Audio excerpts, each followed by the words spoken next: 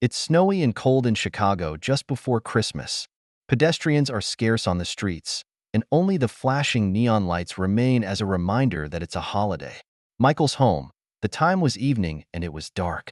The living room smells of dinner, but the atmosphere is unusually depressing. CNN News is playing on the TV, and the anchor is broadcasting the latest data on the outbreak, with a new record number of new confirmed cases. I sat on the couch in boredom, swiping my cell phone while absent-mindedly listening to the news. Every now and then, I would look up at the window, expecting Karen to come home from work earlier. We hadn't spoken properly for several days. Ever since Karen was transferred to work in the new Crown Pneumonia Intensive Care Unit, it was as if she had changed, becoming quiet and preoccupied. The anti-anxiety medication on the table seemed to speak silently of the immense pressure she was under. Just as I was lost in thought, an anonymous envelope from the mailbox intruded. Curious, I opened the envelope and inside lay a photograph. Karen is pictured sitting side by side on a park bench with an unknown man. The two of them talking, laughing, and looking very close to each other. With a trembling hand, I opened the envelope that lay on the table, and the photo fell out of it. I bent down and picked up the photo, scrutinizing the two people in it, and felt a sudden dizziness. It was Karen. I wouldn't have recognized her, but she looked so strange in the photo, and her face was aglow with an ease and joy I hadn't seen in a long time. My heart was filled with doubt, unease, and even a hint of anger. I didn't want to believe that my wife would cheat on me, but the picture was too much to ignore. The sound of a key being inserted into a lock hole broke the silence in the living room. Karen returned, looking exhausted, her face pale and her eyes bloodshot. She changed into her slippers, threw her backpack casually on the couch, and walked straight to the kitchen, not seeming to notice the photo in my hand. "Karen, you're back?" My voice trembled slightly. "Well?" Karen simply responded and didn't look back. Can you explain?" I took the picture and walked over to Karen. She glanced at the photo. A flash of panic flashed across her face, but quickly regained her composure. "There's nothing to explain. It's just a coworker." "A coworker? A coworker would go to the park with you in the middle of the night?" My voice rose an octave. "What the hell are you trying to say?" Karen turned around, her tone impatient. During the sleepless nights, I repeatedly thought back to the past with Karen. The night was deep again, and while Karen on the side had fallen into a deep sleep, I tossed and turned, unable to sleep. The lingering warmth of her body passed through the bedding and brought 1,000 thoughts to my mind. The picture kept replaying in my mind, and Karen's recent antics made it impossible for me to stay still. We used to love each other so much, and had weathered the storms of life together, but now it was as if we were separated by an insurmountable gap. My thoughts go back to my college days, to the party where we first met, Karen bright and colorful in a red dress, and me too mute and awkward to strike up a conversation. I remember our first date at a restaurant on the shores of Lake Michigan. That night, we talked for a long time, from poetry and songs to life philosophy, until the restaurant closed, and still could not get enough. In order to get to the bottom of it, I decided to launch an investigation. The sun had just risen and warm sunlight poured through the windows into the living room. Even though I barely got any sleep last night, I still couldn't wait to get started. I opened my laptop and typed in the information about the man in the photo. According to Karen, he was a coworker at Chicago Memorial Hospital. I did a search on the hospital's official website and found his information: Daniel, a resident in the ICU. I dialed Chicago Memorial Hospital. Despite some trepidation, I went with a bold excuse. "Hello, I'm a friend of Daniel's, and I need to contact him on an urgent matter," I said in a calm manner. On the other end of the line was a serious operator who replied nonchalantly, "I'm sorry, but the hospital has a rule against giving out personal information about its employees." My plan came to a dead end. I decided to go to Chicago Memorial Hospital myself and see the man for myself. By mid-afternoon, I arrived at Chicago Memorial Hospital. The atmosphere in the hospital lobby was tense and depressing as people came and went. The staff in protective suits were busy, and the surrounding area was filled with tension and anxiety. I hesitated for a moment, but in the end, I didn't have the courage to go in, stood in front of the door for a while, and then left unhappily. Outside the window, The wind was howling and the rain was pouring down as if it was signaling a bigger storm to come. I curled up on the couch, clutching the photo tightly in my hand once again, anxiously waiting for Karen to come home from work. Tonight, I decided to show my cards and make sure to ask who that man in the photo really was. The wall clock was ticking. The clock was already pointing to midnight. Karen was still not back. My heart was getting restless, and the sound of the storm outside seemed to be getting harsher in my ears. With a bang, the door opened and Karen walked in. Her hair and clothes were soaked with rainwater. Her face was even paler, and her lips were bloodless. As soon as she entered the door, she collapsed helplessly on the sofa, her eyes staring blankly ahead as if she had lost her soul. "Karen, let's talk." My voice was low and husky. She looked up at the once familiar man in front of her and suddenly felt incredibly unfamiliar. "What else do you want to talk about?" Her voice was hoarse and feeble. "I'm tired. I just want to get some sleep." I took a deep breath and decided not to hide it anymore. "How do you explain this picture?" I threw the photo on the coffee table in front of her. "Is this what you call a coworker?" Karen glanced at the photo and smiled bitterly. "What do you need me to explain when you know?" "Why?" My tone was filled with pain and disbelief. "We've been married for 3 years and I always thought we were happy.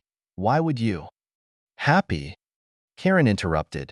"Do you really think we're happy? You spend every day immersed in your own world, indifferent to my work, my life. Do you know what I have to face every day in the hospital? Do you know how scared I am?" I I opened my mouth, but I didn't know what to say. "You don't know anything?" Karen's tears came to her eyes. "You will only work and live comfortably at home. But what about me? I have to face life and death every day. Those desperate eyes, those helpless patients and families." I listened to her cries with mixed feelings. I obviously loved her deeply, but never really understood her pain. Looking at her tear-stained face, I felt deeply remorseful and helpless. I was the only one left in the empty apartment.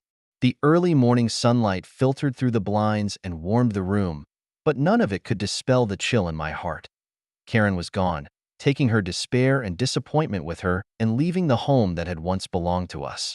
I looked around, as if her scent still lingered in the empty room, but all those once beautiful memories had now turned into sharp fragments that pierced my heart.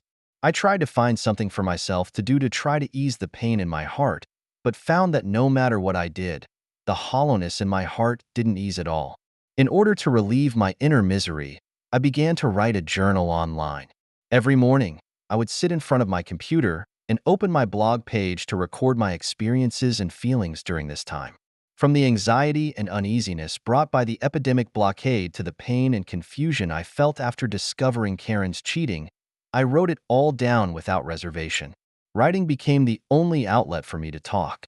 In my journal, I reviewed every detail of my relationship with Karen, trying to get to the root of the problem and understand why she acted out her betrayal. Despite all the pain in my heart, I still hoped to find a way to restore my inner peace through writing. The online classroom became the only way I could communicate with my students. In the afternoon, I turned on my computer and the familiar faces of my students appeared on the screen. I braced myself for the history lesson. I told the students about the Black Death, the Spanish flu, and other plagues that had ravaged history, and told them that mankind had finally defeated the virus and ushered in a new era. Telling history seems to give me strength as well. I have come to realize that the history of mankind is a history of struggle against suffering. The epidemic is just a test in the long history, and I, like those heroes who have left their names in history, will bravely overcome the difficulties in front of me. Although the past is irretrievable, I must move forward, for myself and for the children who are listening in my classroom. I know that it is a hard road, but I am determined to take the first step. It's springtime in Chicago, finally. A few months later, on a sunny afternoon, I was sitting in an outdoor cafe in Wicker Park, sipping coffee and revising my book manuscript. The manuscript was mostly complete and was about ordinary people throughout history who had shown courage and human brilliance in the face of disaster. In the months since my divorce, I've put all my energy into writing, and words have become the best way to heal my wounds. Looking at the manuscript in my hands, I feel a tinge of fulfillment. Despite the drastic changes in my life, I was still able to find my purpose and direction. This gives me some relief. A familiar figure breaks into my thoughts. I looked up just in time to see Karen. She and a man were talking and laughing as they walked into a restaurant across the street. The man was Daniel from the photo. My heart sank hard, as if I were back to that pain-filled night. But this time, I felt another emotion. Maybe it was the passage of time that taught me acceptance, or maybe it was the fact that I had realized that we were on different trajectories, each looking for our own happiness. Karen saw me, too, and her steps paused for a moment, a complicated look flashing across her face. Daniel followed Karen's gaze and saw me as well, and he gently patted Karen's hand, signaling her not to worry. They continued to walk into the restaurant across the street as if nothing had happened. For eyes met, and time seemed to stand still. My heart is mixed. There is relief and regret, but I am no longer as full of anger and sadness as I once was. I understand that there are some things that are in the past, and people should always look forward. At this moment, I feel a long-lost peace, accepting Karen's choice and my own past. It's been a year since I moved to Lincoln Square, and I'm getting used to being alone. The setting sun poured into the room through the window in the evening, coloring the whole room a golden yellow. I stood by the window, looking at the children playing in the park downstairs, listening to the birds singing happily in the branches, and felt a long-lost peace and hope in my heart. I was overwhelmed by the fact that my book was finally published and received good sales. The year after my divorce, I put all my energy into writing, and by revisiting the heroes of history, I seem to find new strength in them. Although I still feel lonely occasionally, I've learned to enjoy my alone time, started trying to date, and met a few nice female friends, which has shown me that life can still be hopeful and beautiful. The phone screen lit up with a new email alert. The sender was Karen, and the email was a simple one-sentence. "Thank you, Michael, for making me a better version of myself." Between the lines of the email, she revealed her release and gratitude for the past. I felt a warm current flowing in my heart. Perhaps this email was a tacit farewell to each other and a new beginning. Putting down my cell phone was a long time coming. I can't help but look back at the past. We went through a lot of pain under the shadow of the epidemic, but eventually we all came out of that dark time. Although it is impossible to go back to the past, I believe that we have learned to be strong no matter what difficulties we face. The phone screen lit up again and a Bumble alert popped up. "You have a new pairing?" I hesitated, but eventually tapped the screen. At this moment, I knew that the wounds of the past had healed and I was ready for a new beginning. Thank you for taking the time to listen to today's story. If you enjoyed it, please like and subscribe if you haven't already. If you have a story to share about your own or someone else's experience, please feel free to contact me. Take care.